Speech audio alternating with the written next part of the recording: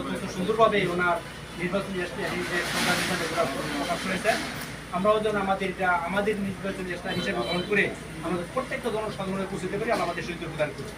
আমাদের উচিত গতকাল জাহাঙ্গীরের বিষয়ে একটা অভূতপূর্ণ একটা রেজাল্ট হয়েছে, আমরা জানি তো সবাই। আগামীকাল জাহাঙ্গীরের বিষয়ে সেই নির্বাচন, জানি তো ইনশাল্লাহ। কালকে আমাদের এই উপলক্ষে কথাটা আমি একটু বুঝে নিবেন, আমাদের প্রচারণা হবে কুরগাঁও এবং সেনাউড়িপাড়া। কুরগাঁও স্টোরের কাছে আছে আমাদের অবস্থান থাকবে। অবস্থান কিসের জন্য?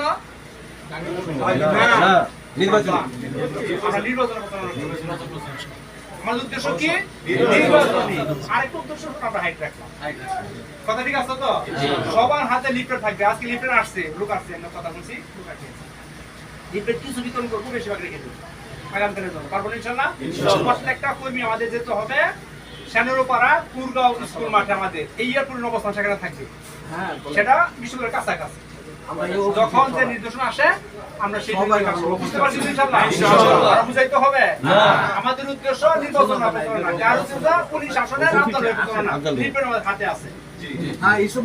কাছাকাছি থাকতেছি, নির্দেশনা আমাদের আসবে, আমরা নির্দেশনা পৌঁছাই দিব।